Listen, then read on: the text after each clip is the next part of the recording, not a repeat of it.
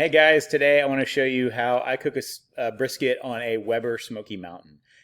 Weber Smokey Mountains are a little bit less expensive than like a big offset, and a lot of people who want to get into barbecue start out with one of these, and a lot of them stick with them and stay with them because they're great smokers. If you don't want to spend a whole lot of money on a big offset right away, or spend a whole lot of money on a pellet grill that you know nothing about, often people go out and get a Weber Smokey Mountain. It's kind of a barrel, or also called a bullet smoker, and they're great smokers. They don't cost that much. You can buy them used often, and like I say, they just do a really good job with very little fire maintenance during the day. The only drawback I would say is that they can't hold just a ton of product. You can, on the model that I have, it's the 18-inch model, you can put a brisket on the top shelf and then a brisket on the bottom shelf, but those two shelves have pretty different temperatures, so I generally just cook on the top shelf if I can help it. So the Weber Smokey Mountains are great. They're very simple to use. They hold a fire all day long without you having to touch it. They hold temps really well. They're not very expensive, but they can't hold all that much product. But anyway, a lot of you use them, and I wanted to show you how I cook a brisket on one, and so we'll get started with the video here. That's the 18-inch model. It's the one that I'm using. And they're just really easy to use. So what I like to do is go ahead and get part of a charcoal chimney going with some charcoal, because we're going to add lit charcoal to unlit charcoal, as you'll see in a moment. So I have to get a little bit of charcoal lit to start this beast cooking. And I'm using some used vegetable oil to get that charcoal going, and some paper towels in a charcoal chimney.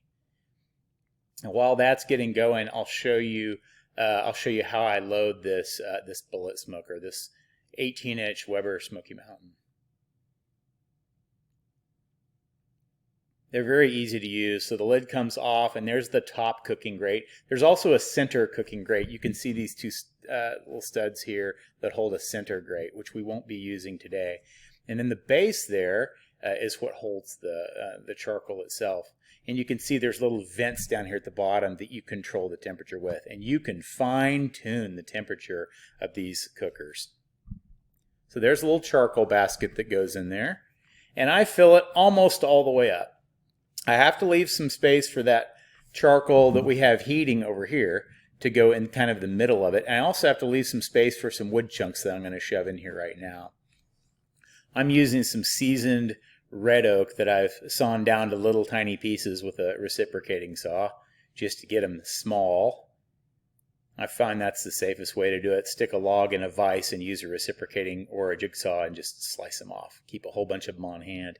So anyway, I'm burying some dried red oak chunks there, and I'm going to cause a little pit in the middle here. See how I'm digging it out? And that's where this lit charcoal will go once it's good and hot, as I'm getting bathed in smoke there. This is Easter Sunday, 2022. It's actually pretty cool out.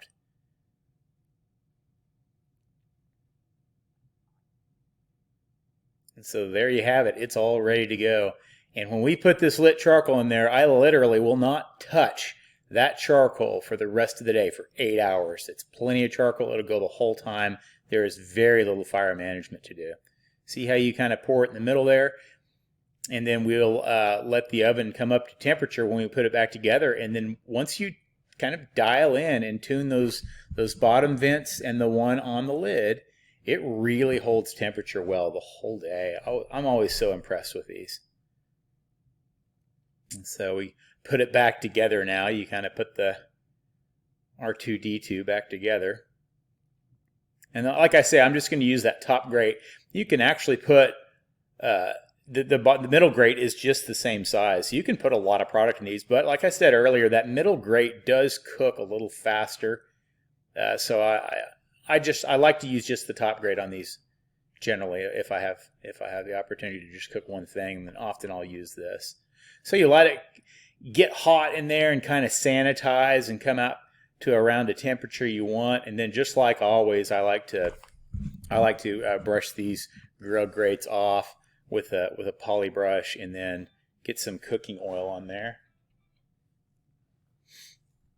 So today, this is a huge brisket. It is 16.84 pounds. It's such a big one. It's a USDA choice Packer brisket.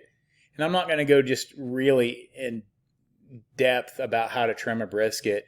Like I say, you can look down below in the description of this video and you'll see my kind of deep dive into how to trim and cook and smoke a brisket. But I'll talk about it here. This is the meat side. And so any blatant silver skin, like you can see right here, any of that I want to take off there because it's pretty tough and smoke doesn't penetrate it well.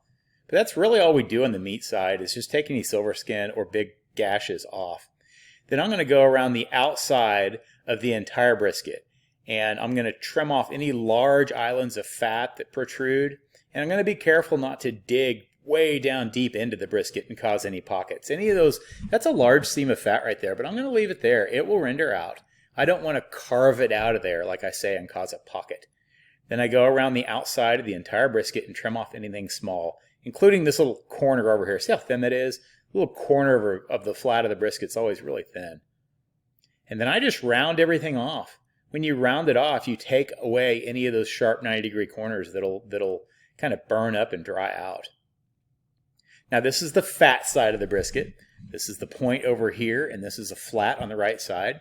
I remove the large pieces of fat from the point, and I leave about, a quarter to a half inch of fat over here on the flat, on the lean side. And like I say, I'm going around the outside of the brisket, taking off any large pieces of fat and any tiny little pieces I think might burn up.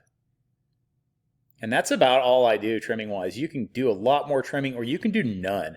But I just don't like those really, really large islands of fat to be in my smoker. I just cut it off in the end anyway. So it's better to get it all trimmed up and ready for the cook. So everywhere that is visible will have good bark on it. So there we go. There's the meat side. And you can see how it's all rounded off on the sides. That's the way I like to trim a brisket. It's not too severe. It's not like a competition trim or anything like that. Today I'm using an injection. This is Butcher Barbecues. It's an Oklahoma product. It is a terrific brisket injection. You just stir it up as per directions. And I inject it about every 1.5 inches or 2 all throughout the flat and through the point. I think it adds, at least 10% on the flavor. And 10% is a lot. I mean, like I said before, you add up little 10% advantages and they add up fast. I think this is a superior injection. Plus Dave, the guy that makes it's a great guy. I really support him. So you can see there's a lot of injection on the outside, but it works out great glue to hold my dry rub on. I'm using my own product today. This is Payne County Rust. It is my favorite for beef. I use different rubs for different things, but on brisket, I almost always use just plain Payne County Rust. I'm going to season it all, and that's the fat side right there. I'm going to cook this brisket fat side up. My favorite bark on the outside of a product is on the fat, not on the meat, or on the fat side of the brisket rather. So I take care of that side the most by cooking it up where it doesn't touch the grate and it doesn't lay in the foil. It stays on the top side. So we're going to position this guy in there, and it will shrink to fit kind of on that grate here in a little bit. You can see it's bent over just a tiny bit, but that'll flatten right up whenever the brisket starts shrinking. And then we just cook. I didn't touch this smoker for 8 hours. The only thing I did is lift the lid to spray the brisket once or twice. There's my red oak. I let it season on my porch like this during the year, out of the rain, in a big rickrack, and that's the best way I've found to keep it. Today I had to do nothing with this smoker. That's the big advantage to a Weber Smokey Mountain is you don't touch it. It just sat there between 245 and 255. You can see it's still there. This is 8 hours later. And the brisket is all done. All I've done is spray it with water every few hours. You just keep it moist. You can see when I lift this brisket off here, I've put a piece of aluminum foil balled up underneath here so that this liquid wouldn't pool up on the top too bad. It kind of bends the brisket over and lets it drain. That's what that aluminum foil ball was. So now we go in for the braise because it's smoked 7 or 8 hours and the smoke flavor is on that brisket. And now we're going to go in for the braise. So I'm going to double wrap it in heavy duty aluminum foil and put it into a 265 degree oven for 2 or 3 hours till it hits an internal temperature of 205 degrees. If this is the first video you've seen me talking about how to cook a brisket, it probably sounds like I'm flying through all these little steps, but I do a deep dive in the other brisket, like I've said earlier. If you've never cooked a brisket, I would encourage you to watch it because I talk about every step kind of in detail. And in this one, we've collapsed it into a quicker video. Kind of a refresher. So now it's all wrapped up, and that point is over here on the left side, the big thick point, and the flat is over here. I'm going to put an internal instant read meat thermometer. The probe end that I have has a little remote wire, so I'm going to stick it in the deepest part of that point, and we're going to put it in a 265 degree oven, and we're going to wait for an internal temperature of 205 degrees. So right there in the deepest part of the point. I like to put it in a pan in case something happens and all that juice wants to spill out. So I just put it in the same pan I carried it in. And we'll pop it in the oven. So we've done the smoke stage. Now we're going to do the braise stage. And the last stage will be the rest.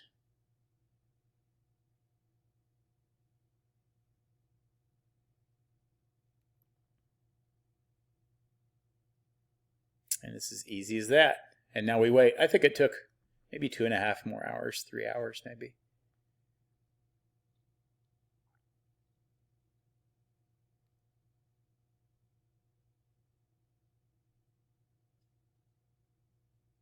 And 205. So my favorite thing to do with a brisket that really makes a world of difference is not to rest it on the counter for a few hours, which works fine. You can do that. My favorite thing is to open the door like this and let some of that heat out, turn the oven off, and just let as much of that heat out as you can in a minute or two. Not too long. You don't want it to go all the way to room temperature, but let a lot of that heat out so it's not 265 degrees in there. And then we're simply going to shut this oven up and let it sit all night long. You can see it's almost 11 o'clock at night. I'm going to let this go until 7:30 maybe the next morning. And it'll still be over 100 degrees in the center of that brisket. But this long rest in the oven is a great tip. It really makes a big difference on how much juice is retained inside that product. So this is the next morning. I've taken it out of that oven and it's still warm, over 100 degrees. And there is our finished product. So we'll put it on the cutting board and I'll show you an easy way to slice a brisket. You're going to see how resting it in the oven all night long, all wrapped up like that, retains so much moisture. All that collagen that is molten into gelatin is retained in the product. So I'm going to cut it exactly in half. So the point is on the left. I want you to look at this point and see how much juice is retained in there. This is what you get from a good rest. And the flat is over here on the right, and we're just going to cut it across the grain like this.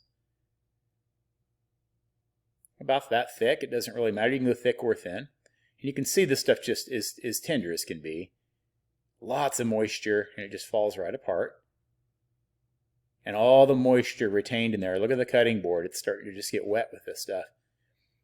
All that is retained because we let it rest and we let that gelatin set back up and become viscous inside the product through a slow duration. All night long. So there's the flat all cut up. And I'm going to cut this point into burn ends instead of slicing it. So I turn it 90 degrees because the grain of the point runs the opposite to that of the flat. And I'm going to slice this into 1.5-inch slabs. This is how I do burn ends. I slice it into 1.5-inch slabs like this, and then I cube each one of those. And I'll put those cubes bark side up over there in a pan. And today I'm going to brush them with some of that juice that we saw in the bottom of that foil packet that we braised in. You can also coat them with barbecue sauce or other seasonings and things like that. But today we're just going to brush them down with a basting brush with their own juices. The good part about cutting them out of slabs like this is if there's a big seam of fat running in the middle that didn't render well, you can cut it right out. But to me, that is the perfect Kansas City burn end. About 1.5 inch cube of well-smoked, well-braised brisket point. That's some of the best barbecue you can find right there. Kansas City burn-ins from a brisket. So I'll make quick work of these as we speed up the video here. And then, like I said, we're going to brush them with some of that juice that came out of the foil braised packet. Most of the big fat rendered out, as you can see. There wasn't much waste in this one at all. So there they are, and this is some of that juice that I saved, and we'll just brush it on there. And these are ready to be foil topped and either put in the fridge or it's ready to be eaten right now. There's this sliced flat.